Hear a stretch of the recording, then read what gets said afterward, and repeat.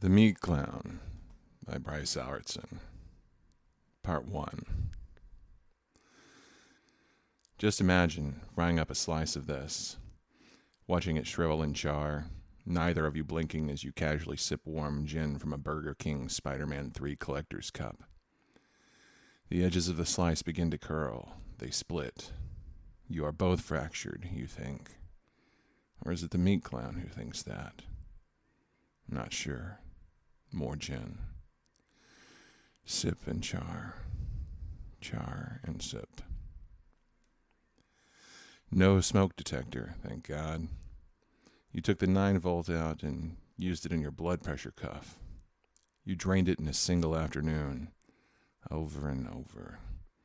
Inflate. Too high. Deflate. Inflate. Too high. Deflate.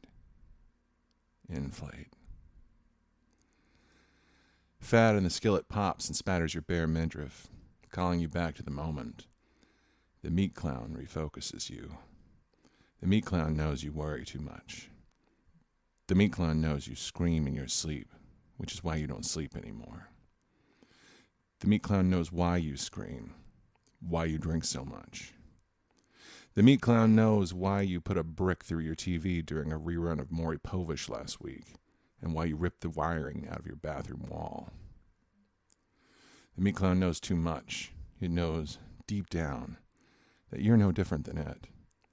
Just one Meat Clown cooking the other.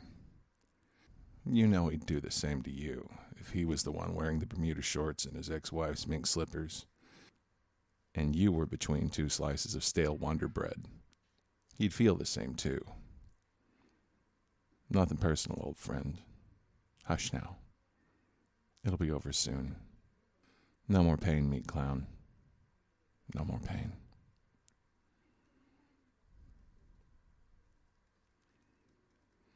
Part 2. Carbamazepine, Tegretol, lithium, Zyprexa, Prozac, Paxil, Zoloft. Remember Zoloft? Meat Clown asks, his dead eyes suddenly full of life. Didn't fix a damn thing, but you had the trots for 6 months. There you were, crying and crapping and crying. That's not why Sarah left. It wasn't even the impotence. Not that help matters. You were just too much, she had said, and then split, leaving nothing but her mink slippers that are currently soaking up the gin that you've been sweating out for the last 3 days. Oh, you'd still be drinking if there was anything left, but things being what they are, you'd have to go out to get more, and that wasn't going to happen. Today it was bad out there. Sunny, 95 degrees, no clouds. Mostly, it was too big out there. Just too damn big. Ativan, Xanax, Risperidone, Clonazepam. None of those had helped either. Focus, man, says Meat Clown from his bed of stale Wonder Bread. You're drifting. What were you doing just now? You grip the kitchen counter and sag. Your vision begins to white out. You stammer. Making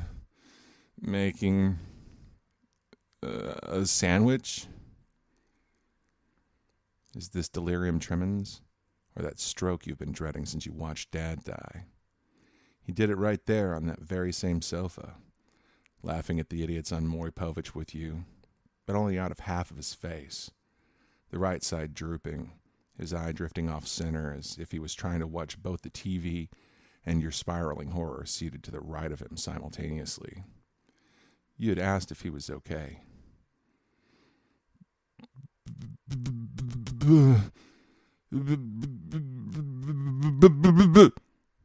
He had said. Those were his last words. You still have no idea what he was trying to tell you. You resent him for it. You slide down the counter to the floor, and the world slowly fades back into its proper place. Your proper place. This closet you call an apartment, The concrete floor is cool on your sweat-slicked skin. You roll to your back and whisk your limbs against it, back and forth. You roll over and struggle to your knees to examine your work. You actually smile. There, in the dust and breadcrumbs, is the only art you've produced in the last 6 months. Sweat angel of despair, you say. Meat Clown scoffs at you from the counter. You always wear shit with titles.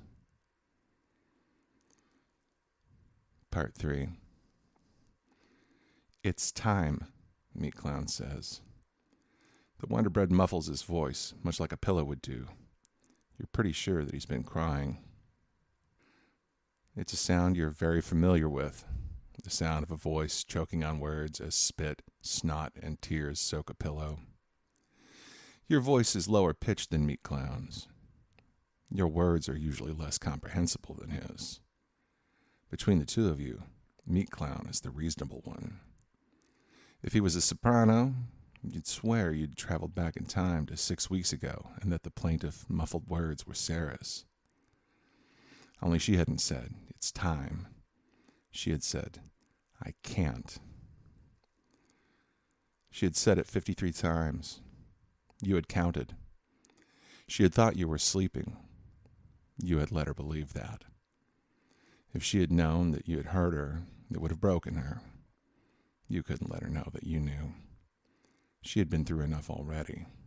You knew that too. She doesn't know that you knew. You're glad it's that way. You had let her cry, knowing that she wouldn't be beside you in the morning, and you had done so out of kindness. She'd be as crazy as you if she had stayed. Release me. Those words are Meat Clown's, you think.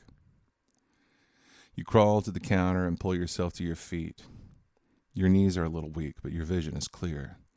You're stable enough, you think, for the moment. Your hand is steady as you reach for the top slice of bread. You remove it. No! Meat Clown screams. No, no, no, no, no, no, no, no! I can't, you say flatly. Not yet. There is no perceptible change on Meat Clown's charred face, but his tone shifts from fear to anger. It's time when I say it's time. You know this. What would happen if I didn't? Suffering! Aren't we doing that already? That's when it happens. The charred edges of Meat Clown's face begin to glow like cinders. They crackle and spark. Fine then, Meat Clown says. Let's see how deep the rabbit hole goes. Hop, hop, little bunny, little bunny, little bunny, little bunny. The Meat Clown's voice rises higher and higher, louder and louder, becoming a feedback squeal on a tape delay, ripping through your eardrums and stabbing deep into the folds of your temporal lobes. It becomes more than a sound. It becomes the platonic ideal of orange. It blinds you with its vividity, sears your nostrils and tongues with a citrus so tart that it burns. All 5 senses are awash in tangerine, but it is your mind which is being peeled. Violently, you claw for the slice of Meat Clown. You shove it into your mouth in a large wad and chew like it's the nuclear launch code and the terrorists are drilling through the siloed door. You swallow. The sensations fade as the Meat Clown hits your stomach acid. The tangerine nightmare becomes the usual muffled screams. These, too, fade, until you can barely hear him sobbing. I'm sorry, he says, over and over. You will only say it once, but not yet. You stand there, staring at the grease stains on the slices of Wonder Bread on the floor and counter. One looks like a strange man. His face never seems to settle, its features constantly shifting. The other stain is Sarah. It's always Sarah. You blink, then turn to the refrigerator and swing the door open. Hello, says Meat Clown. He's there. He's always there. I'm sorry, you reply. Part 4. At first, you don't recognize the sound. Too much bass to be footsteps, other than heavy boots on wet grass. How long has it been since you heard that sound? Irrelevant. No grass by the fridge anyway. Too slow to be applause, and distinctly not the sound of skin slapping skin. This was the sound of a fist. A fist against what? Not flesh. How long has it been since you'd heard that sound? Also irrelevant. Fist against metal. That's what the sound is. It's a knock. Meat Clown's sardonic smile doesn't change. Somehow, it's worse when his mouth doesn't move when he speaks. You should answer that. You can't hide from the world forever. Watch me, you think. You shut the refrigerator quietly and hope the world didn't hear, then quietly step into the bathroom and close the door. After 2 more tries, the knocking stops. The world hasn't left, though. You can still hear it out there, breathing. Then a jingle, a few clicks, and the 2 remaining hinges on the door to your apartment sing, an unresolved tritone. You slowly back to the toilet and sit down carefully, but the seat makes a click.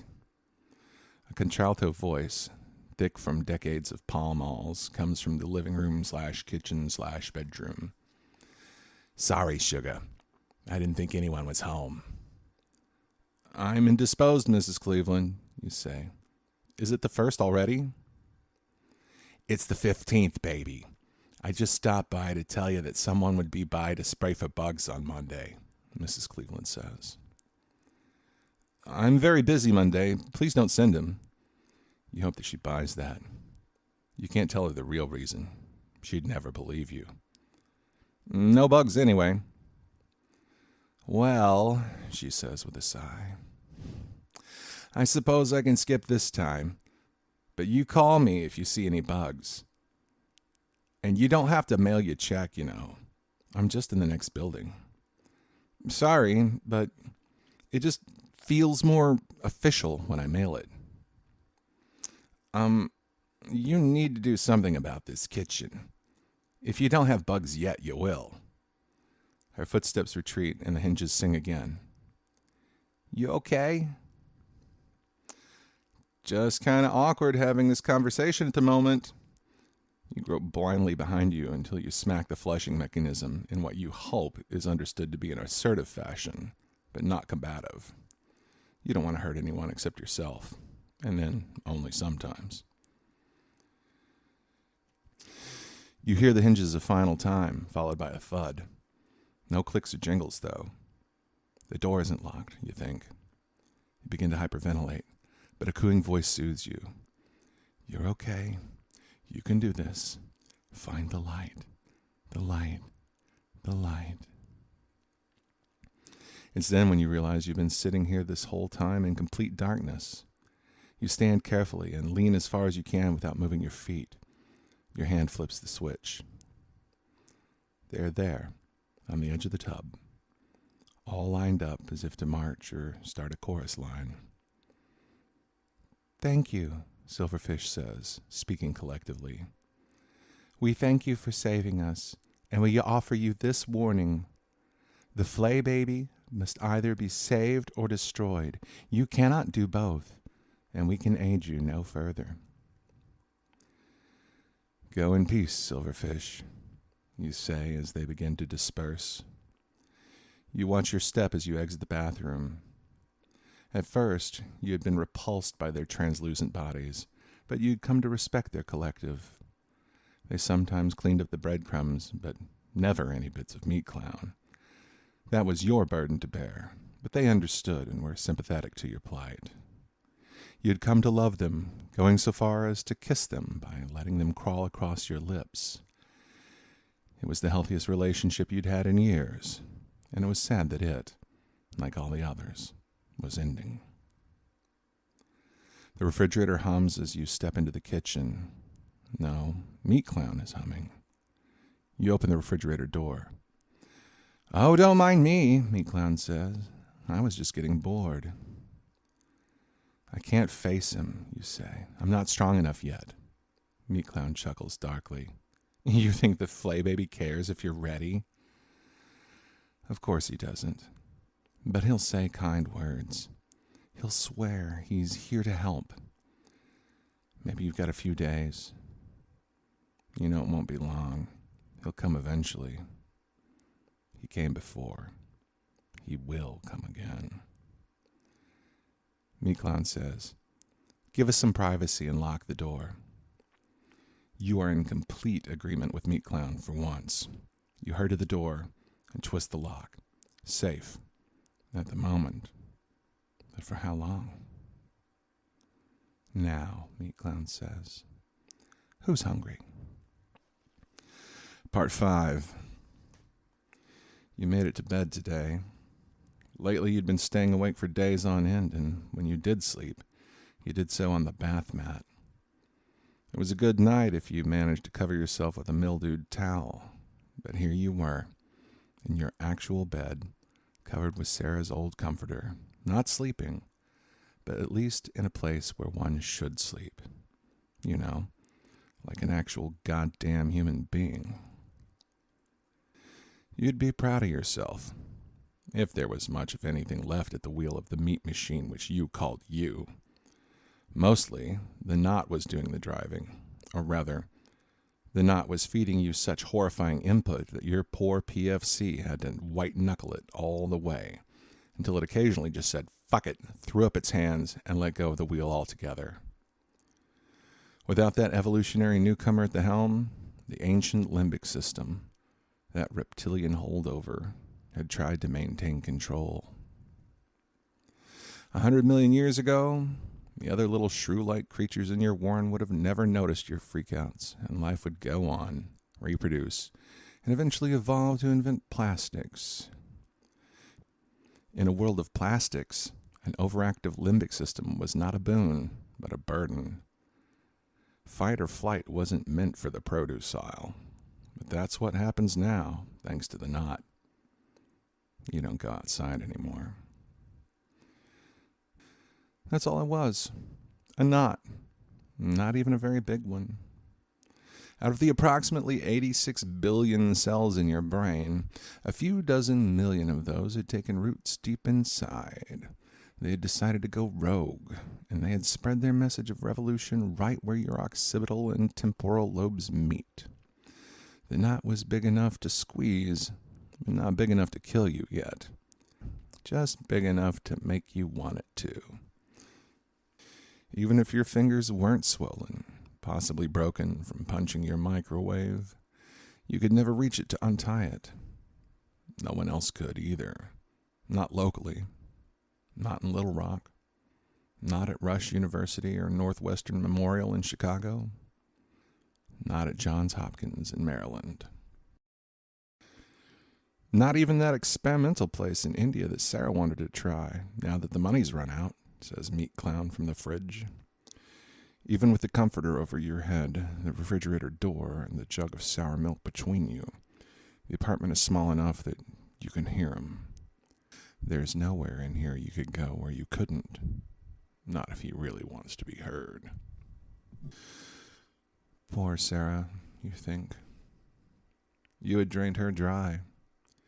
Even Meat Clown doesn't have to remind you about that, but he positively loves doing so anyway. Strangely, the other thing he seems to love is show tunes. You can hear him there in the refrigerator singing them now. He'd started with Les Mis, then Chess, then moved on to Sondheim's Assassins. He knew you had liked that one, at least before everyone in the theater company had started comparing you to Charles Guiteau. You had never been a zealot, but trying to convince your fellow stagehands otherwise only seemed to complicate things. They had you figured wrong. Guiteau believed he was doing the work of God, which made him nothing like you. He was deluded. You were just passionate. You had tried to tell them that, and a girl in a black turtleneck had called you a heretic. All you could say back was a startled, "Thank you?" She had been a very pretty girl, the one who had called you a heretic. You couldn't believe in a God that science couldn't explain. It wasn't a matter of wanting to or not. It just felt dangerous to believe in things which couldn't be proven or disproven in a laboratory setting. You had said that, but you didn't tell them the reason you believed it. Because you had dangerous thoughts sometimes, and you knew it was best not to believe them. As should be expected in the Deep South, everyone else had talked about seeing the light of God, and how they had done so, and how you needed to do so, soon, if possible. You needed to get right with the Lord, and then, just maybe, you wouldn't be so fucking weird. You had tried. You really had. But you couldn't see shit then. Now you could. See shit, that is. Every morning in your fucking refrigerator. It was too easy now. You'd done okay at the theater. You were good at moving heavy things in the dark, and the people generally liked you for this. Enough to let you be in front of people sometimes, actually out on the stage performing. Just bit parts. Nothing spectacular. You couldn't act for shit, thanks to your usually flat effect. You certainly couldn't dance. You could sing, but you were too big and clumsy to play anything but brutes and morons, and you weren't talented enough for them to consider doing Young Frankenstein just so you'd have a moment to shine. It didn't matter now. You had stopped singing years ago. Thanks to the 3 packs of Luckies a day for a decade, you could barely hold a pitch now. Meat Clown had told you so. That was the first time you'd heard his voice. You need to try to remember that. It had been about 2 weeks before Sarah had left. She had gone to the night shift, and she had done so to avoid spending time with you. Meat Clown didn't have to tell you that. It was pretty obvious. He just kept singing. I am going to the Lordy, I am so glad. The refrigerator door thumps heavily against the counter and then slowly swings shut again. Come on, you know the words. You knew them. You had auditioned for that role. Sometimes Guiteau had sung that as he marched to the gallows, and that seems to be the direction Meat Clown is goading you towards today. He's seen the way you've been eyeing your belt lately. He's made admiring comments about it. Such a glossy brown. Love the buckle. Sure looks strong. But you can't do that, no matter how much you want to. You may be able to identify different brands of gun oil by taste now, but you could never actually pull the trigger because, like with most things these days, you'd find a way to fuck it up. You'd wind up a wheelchair-bound, half-headed plaything for the flay baby for sure, but actually die? No way. That'd be too easy, and nothing had ever been easy for you. Except, for some reason, actually buying the gun. You'd picked up the Mosin Nagant at a gun show. Due to its age, it was considered an antique. No background check required. And due to its battered condition and mismatched parts, it had been cheap. The Red Army had produced literally millions of the things. Nothing spectacular, just parts. Unlike you, it actually possessed the capacity to take a human life. Meat Clown knows that, too. But he's trying to stay positive. You'll come around eventually. You both know this. The rifle had been designed for war, manufactured in 1918, a period when trench warfare had become something which mankind seemed to care an awful lot about. Its purpose had been to kill other cold, wet people up to, according to the iron sights, distances up to 2,000 meters on the other side of no man's land. This, like all things with murder on their minds, was optimistic, but was made remotely possible by boring the rifle for a very powerful cartridge and giving it a very long barrel. You know you look stupid trying to put the thing in your mouth. Your arms just can't seem to reach, and you know you'd really screw it up trying to pull the trigger with your toe, and you couldn't bring yourself to saw the barrel down. That would destroy its value as a historical piece. For some reason, that actually bothered you. Meat Clown, however, thinks the rifle still has time to make its mark. You know, Meat Clown says, his voice muffled, maybe you should kill someone important. A pop star, a president, that wears the beef lady from those old Wendy's commercials. Someone who matters. Have you thought about that? Clara Peller is already dead, you say, and then roll over to face the wall.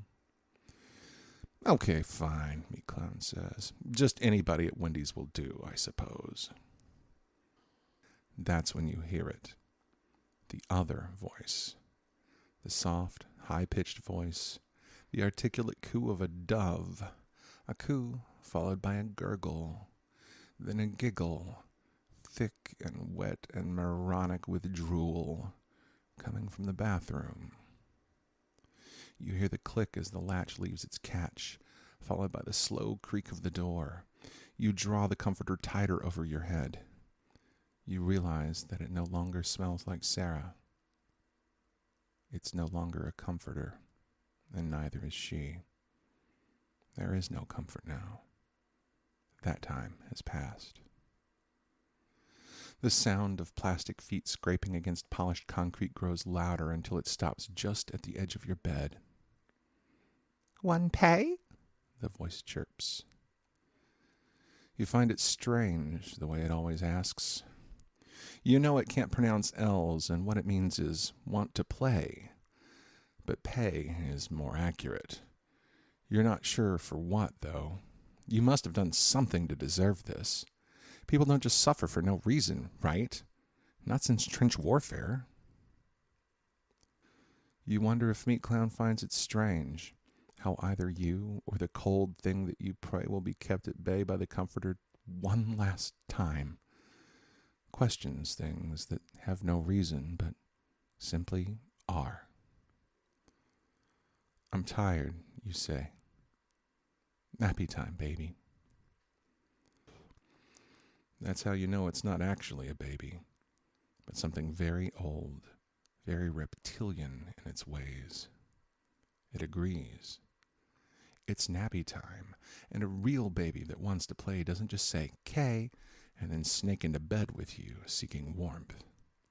A real baby, living or dead, doesn't feel like a sheet of moist polyvinyl chloride, sanded, oiled, and split into 1,000 rasping, lapping tongues. The flay baby starts with your feet. It always will. And nothing you, a neurosurgeon, a comforter, all the prayer in the world, or even Sarah, can do anything to stop it. Part 6. This time, the flay baby's gift is the boy, an especially cruel memory. The boy had been 17, a high school senior. He had been interning at the theater, doing shit jobs and heavy lifting, just like you. While everyone had liked the boy well enough, you had been the one to take him under your wing. You had had to work closely together, and he had been a bright boy. You had grown rather fond of him. Over time, you had begun to think of him as a son. But he had had problems, too. His problems had been like yours, part ideological, part organic. You knew what the little voice in the back of your head said. His had said the same. The boy had confessed this to you, whilst the two of you had moved an aberrant orange sofa whose velvet upholstery was more tea-stained than not. The voice had said, "You're shit." It had said, "They're just pretending to like you." It had said, "If they only knew." But you had known that the voice was just a part of you, though things were different now. He had heard his voice coming from outside himself. He had heard more than one. He had confessed this to you while sitting on the aforementioned sofa after a particularly difficult performance of A Streetcar Named Desire. And you had told him that that had seemed strange, but that there was nothing wrong with being strange, pointing to yourself as an example. And he had smiled and thanked you, and you had thanked him, and told him how special he was to you, and he had said he was nothing special. And you had told him that he had no right to tell you how to feel about him, that it was your choice. And he had pulled you off the sofa. He had had the strength that only youth and emotional instability can imbue, and pulled you into an embrace. And you both had cried, and they had been good tears. And you had done more than most to try to help the boy, but you had had your own problems. And you had known the boy's problems had required a skill set that you didn't have. And in your final position as assistant stage manager, you had had more responsibility than you could handle already. And hadn't the director's kid had depression issues? The boy had still technically been a child, after all. And don't they say it takes a village? So you had told the director that the boy needed help, but had left out the part about the voices. You knew how much that revelation had frightened you, and you knew that not everyone would be understanding and supportive. And the director had said, "We'll both keep an eye on him." And you had felt so relieved.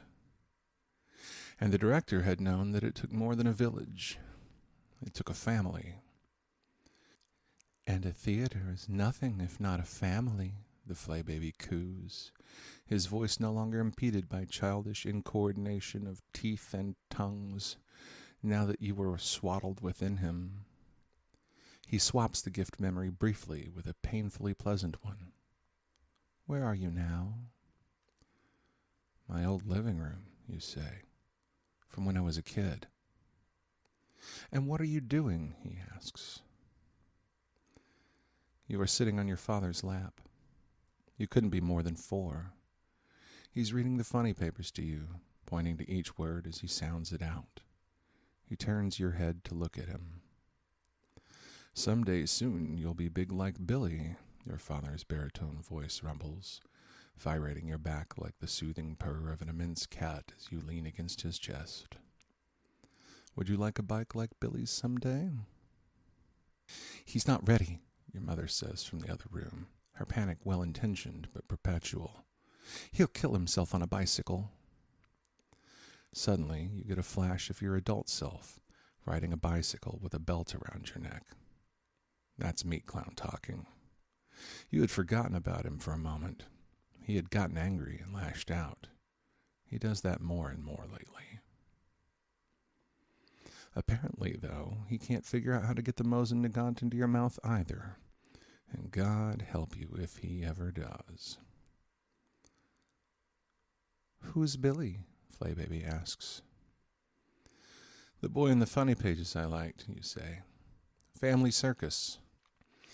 "Families sure can be those, can't they?" Flay Baby says, and you feel him begin to squeeze, constricting with each of your shallow exhalations. That's what had happened. The theater family had become a circus. Panicked. Well-intentioned, but a circus nonetheless. Now it wasn't just you and the director who were watching the boy. It was everyone. And you had seen that they were trying. Even the pretty girl who had called you a heretic. Especially her. It had been subtle at first. No one had wanted to freak the boy out. People had just asked how he was doing. A lot of people. A lot of people with a flair for drama. Not everyone had a child with depression issues like the director, and the boy, like you, had had ideological issues to boot. And he had heard voices. And the others had known nothing about that, but they had seen a struggling boy. And being good Christians, genuinely so, they had heard the voice of God, and they had asked the boy to pray with them, and he had said okay, because he had been eager to please and to be accepted. He had had difficulty saying no to anyone. And they had asked, "O Lord, watch over and bless this boy." And the boy had glanced at you, and you had shrugged, and he had given you an uncomfortable smile, and they had continued to pray. And as they had prayed, his smile had faded. And that wasn't the effect prayer had had on them when they had needed the Lord and found him. And so they had prayed harder. And they had linked hands around the boy and asked, "Lord, forgive this boy his sins." And the boy had begun to tremble, for he knew he had sinned before. The voices had never tired of reminding him of that. "Give him your grace, O Lord, for through you we can do all things, and without you we are nothing." And those well-intentioned words had broken something inside the boy. And in that moment, the boy had known, beyond all shadow of doubt, that he was, in fact, nothing. You had seen it on his face, and he had begun to cry. And being good Christians, genuinely good Christians, they had placed their many well-intentioned healing hands upon him. And being an atheist, a schizophrenic, and a terrified child, the boy had flung their searing, uncountable hands aside and shrieked. And in his anguished face, they had seen the devil. And for an instant, you had seen him too. And you had seen that he was winning. And in that moment, something had broken inside of you, and you had reacted. And as they raced to lay hands on him again, hoping with their love and the healing power of Christ to cast out the demon which had been tormenting him, and you had put yourself between them and the boy, and you had screamed, "Stop! Can't you see you're scaring him? His soul can wait. Save him now!" And they had seen, genuinely seen, and they had stopped. And the girl who had called you a heretic had looked at you, then at the boy, then at her hands, then finally settled on her dusty black shoes. And there had come a terrible silence, for your scream had frightened them, and behind you the boy had mewled like a kitten. Your scream had frightened him, too. And the boy had rushed out of the theater and into the night. And you had tried to call the boy. And you had gotten a predictable message which had said, "This voicemail box is full," followed by a predictable click, and lastly, a predictable silence. And you had tried to call again, and the same thing had happened. And the boy had been found in his closet the next morning. And his body had not been a pretty one. Hangings seldom are. But the flowers at his funeral had been lovely, and everyone had had a kind word to say about the boy, and everyone had had a kind word to say to you, because they knew how much he had meant to you, and you had known that you didn't deserve their kindness. And you had shuffled to the casket to say goodbye to him, and his neck and face had been so engorged with blood that he looked nothing like himself, and the makeup had done little to hide the ligature marks that had bit into his young, brown skin. And you had cried, and someone had put their hand on your shoulder, and it had been the director. And he had been just strong enough to support your weight as he fought his own tears and bore you someplace to the back of the church where no one would see either of you cry. And you had felt, just for a moment, that maybe, just maybe, This actually was the house of the Lord, for he had sent you this man, this angel, when you had needed one most. And the feeling had not lasted, because he had not sent an angel to this beautiful, kind, dead young man. He had sent you, and like with most things, you had failed. And when the girl who had called you a heretic had seen the body that the boy had left behind, something had broken inside of her, and she had shrieked. And many genuine Christian hands had prevented her from running from the church that the boy had never attended. And they had wrapped her in their loving arms and told her that where the boy had gone there was no pain, and that there never would be. And they had told her of the power of Christ to heal. And you had prayed that she had believed them, just in case. For you knew then something which you had never known before, how much she had loved the boy too. You saw it on her face. And you had hoped that she would heal and find another boy to love, because if she didn't, and if there was a God who wouldn't allow her to heal and love again, and you ever met him, even all eternity wouldn't give you ample time to work up a satisfying amount of saliva to spit in his face. And the boy would have loved the balloon release at the gravesite. And you hadn't said anything about the wildlife that would also strangle and die, caught in the ribbons of those balloons. And you had felt guilty even having a single thought about something other than he did it and I couldn't stop him. And so you had kept your silence, because this moment was even less about you than it was about sea turtles. And you had let go of your balloon, and you had watched it sail away, and you had pretended it was the boy, smiling as he vanished into a warm, cloudless, and indifferent sky. And the others had prayed again, especially the pretty girl who had called you a heretic. They had prayed to their God in heaven, and you had prayed again, not to a God whom you couldn't see, but to the boy's name, which was, and still is, undeniably carved into the smooth black stone that his body rests beneath even now. And what you had said had been, "Please forgive me." And in return, you had received the predictable silence of stone. What had you expected? And you had figured that that was the answer you deserved. And then, yet again, something inside of you had broken, and you had gone home, and you had drank and drank and drank. And you have never returned to the theater, even to say hello. And you have never returned to the boy's headstone, even to say, "I'm sorry." And you have never returned to being the man you were before, because he's just as dead as the boy. But you do, slowly, return to consciousness. The Flay baby, his work done for now, is gone.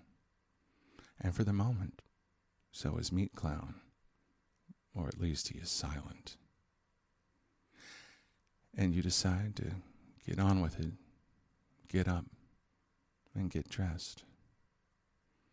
And as you are dressing, you search for your belt, and you find it where you left it, hanging from a hook on your closet door. It is shiny and brown. It looks strong. And for at least one more time, you place it around your waist where it belongs.